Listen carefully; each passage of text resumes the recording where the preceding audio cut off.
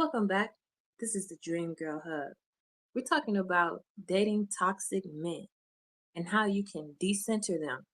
But it's not going to happen overnight, sis. You're going to have to go through a multi step rehab program because men are just like drugs, okay?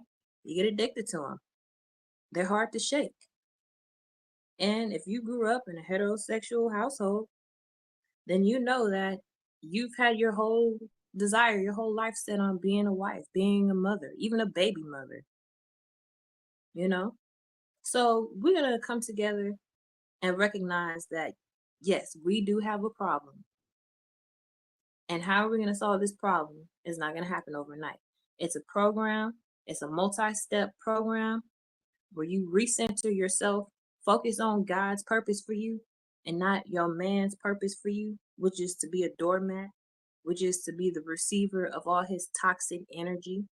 You have energy vampires that are laying next to us in the morning.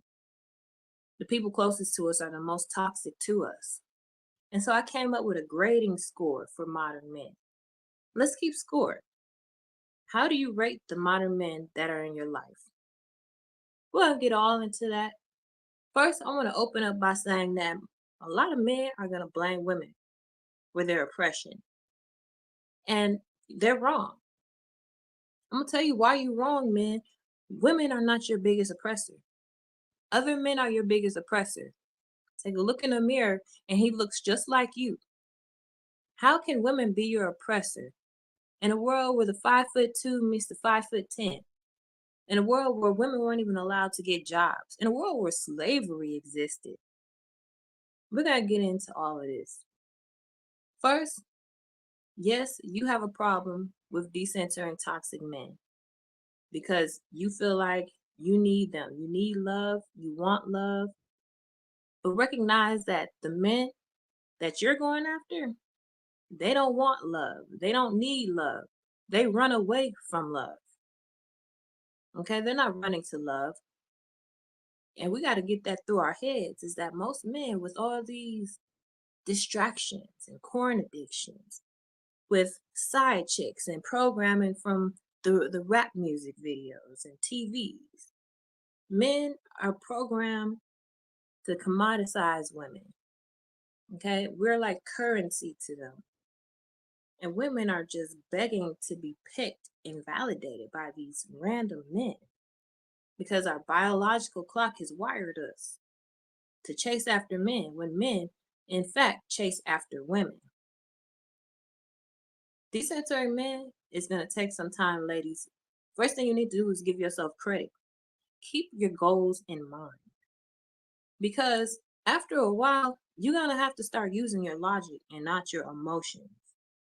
Men do not get judged on the merit of love like women do. No, like I said, they don't want it, they don't need it, and they run away from love. Okay? So we don't judge men on how good he loves me, how present he is in your life, and how much he showers you with love. Nah, we ain't worrying about no love languages here. In this rehab program, we are judging men on the merits of money and companionship. So here's the score sheet I created. Let's keep score, and this is how I rate the men in my life. Letter A, companionship, camaraderie, and complementary, okay? This is one subgroup. Does he keep good company? Do you consider him a loyal comrade of the team? Do you complement each other or compromise each other?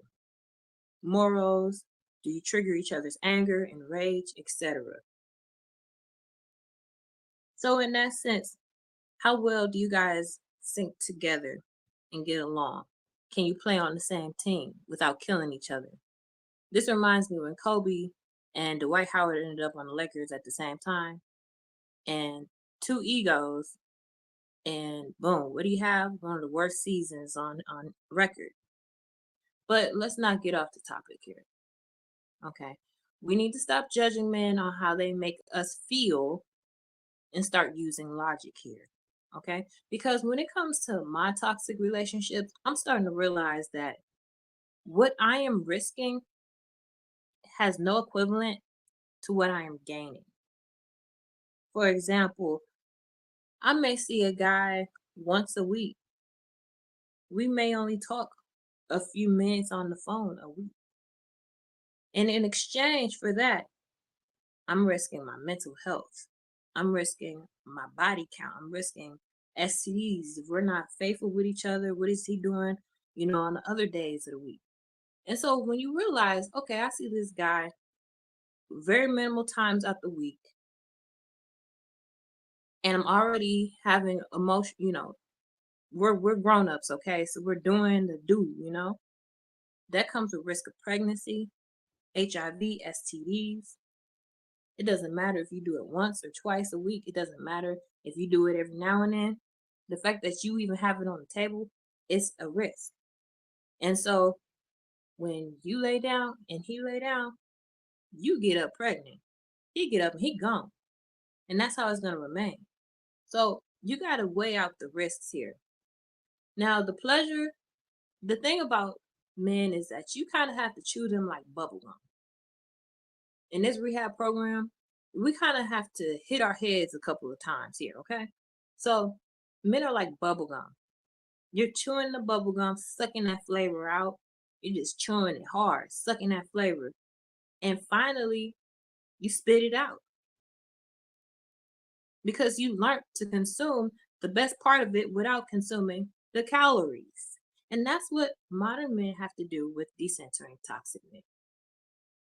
You have to suck the flavor until it's time to spit it out.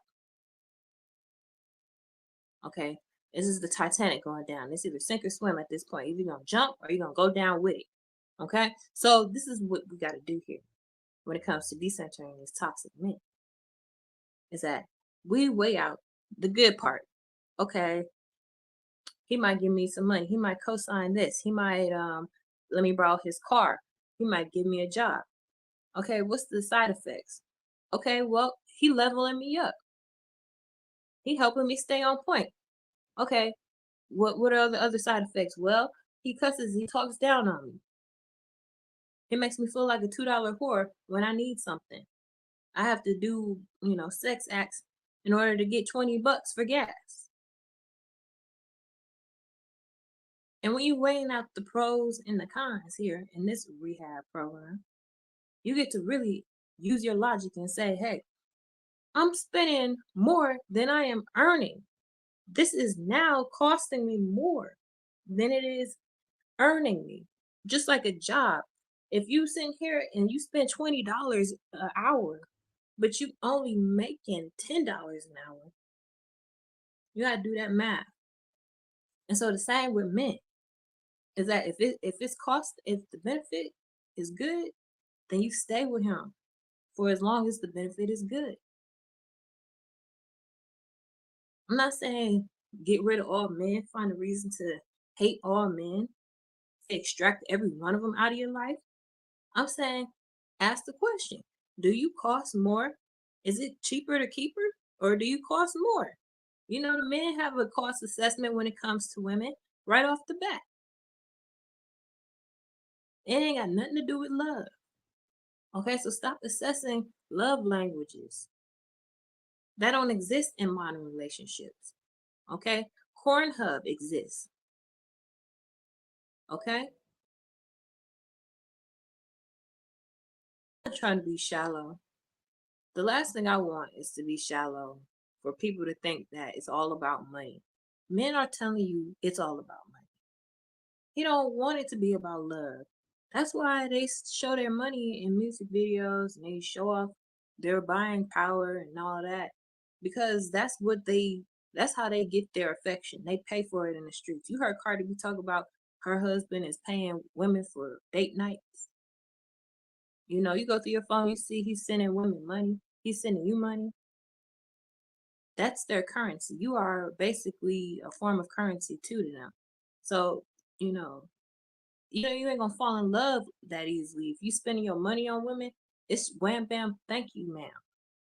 Okay, there is no love in the mix of that. That's why Women are standing on the corner selling themselves, and men are spending more time with them than they are with the women at home because they can use their money and have leverage with them, and they can't do that at home because she was so worried about love. And he don't operate off of love. Love ain't a currency of his. He gonna forever have a deficit if he don't believe in God. He gonna forever be coming up short if he ain't a follower of, his creator. You look at Diddy, what happened to him? So the next assessment is, how much does your man provide for your family, or does he provide for his family if he has children, parents, etc.? If you see that he got all this money because, okay, he ain't got no love, right? So now he got money. So now you sit here thinking, okay, look, you got money, but your kids don't have no money. Your kids don't know you. Your kids not getting, if you got 10 G's, why your kids don't have access to it? How come, when you die, God is going to hold these men accountable for their families. And so you don't want to align yourself with judgment with these toxic men. Okay? Because the money gonna run dry. If it's running dry for his kids, it's gonna run dry for you. And once you realize, hey, he ain't really giving me too much money. He got this amount, but I'm only getting a 0.2% of it. So it ain't, what good is it? Like the men say about women's money. What good is it? It ain't my money. So now we got a man with money, but now we gotta ask ourselves, what good is it? It ain't my money. What good is your money if you greedy? And so that's what rehab and decentering men is about. Coming to your senses, your logical senses, getting a grip on your emotions and coming to your grips on your senses. Okay? So the next question is, can you provide a roof over their heads? Can you provide long-term wise? And do you keep a source of income that is steady?